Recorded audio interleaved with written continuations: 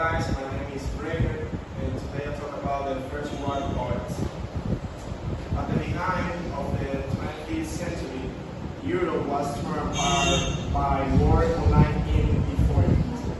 Faced with a brutal conflict of the trench, tanks and tunnels, soldiers during World War I used poetry to put into words to the horrors they were facing. Yet soldiers were not the only voices heard the poetry of World War I. Frontline nurses, wartime motivators, and specialist writers also to turn to poetry to speech about the conflict. The first poet is Wilfred Owen. An English war poet, Wilfred Owen is prepared for the most famous poet of World War I. Besides only 5 of his poems behind published during the lifetime. Owen enlisted in 1915 at the age 21. And Owen is returned to the front in 1918 despite his strong opposition to the war, a recurring theme in this poetry. The next is Siegfried Sisson.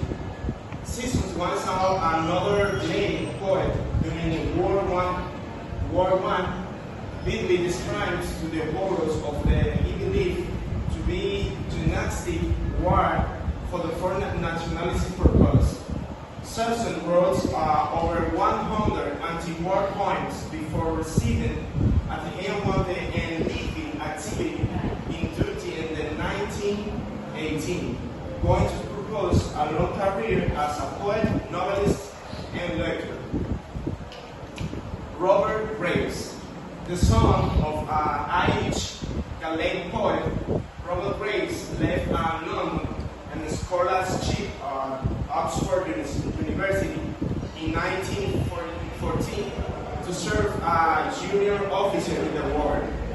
He quickly gained a reputation as a war poet, writing realistic poems about the front and published in the first book of poetry, Over the Braynerd, in 1916. After the war, Graves became a celebrated author, especially after the release in historical novel one, Claudius. Vera Brittain, a passionate writer.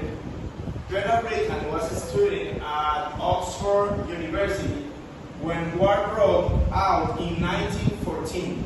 She left to become a British voluntary aid detachment in France and Malta, where she experienced firsthand the devastation of war. And Brittain wrote her experience into a poetry collection. After the war, she became a passionate Pacific and feminist activist. In 1933, published her moment of Testament of Youth. Here's one phrase for Brittain Brain. Verse describe holy recognition the woman in the front received. Poet praise the soldiers' mind and deeds of war, but feel exalt the sister in the glory of woman did build and stand star. Vera Brittain. Next is Lawrence Vision. This is the first before the war. Vision was moved to already numbers of facility in 1914 to write for the father. The poems included a stanza behind to say they so grow to not old as they are left grown old, which has been recited regularly in service since the war. Vision went to work at a hospital ordaining in France during the Battle of Braynerd. John McCree, the Canadian John McCree, is voluntary in the 1914 and has a daughter, had a front seat witness the effects of the chlorine gas uses sermons and efforts. And the poem speaks from the perspective of famous soldiers whose graves are overgrown with poppy flowers and inspired to use red poppies as the flower of the romance for the World Day. And the last one is Isaac Rosenberg. It's a warm visual to Russian Jewish family, a talent painter. Rosman was a scholarship at the same art school and went to write poetry before enlisting in 1915.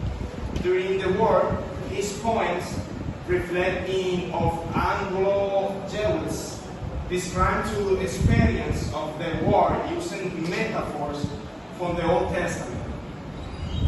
Rosenberg was killed and went to write poetry before enlisting in 1915. During the war, his poems reflect in of Anglo-Jews, describe to experience of the war using metaphors from the Old Testament. Rosenberg was killed when a patrol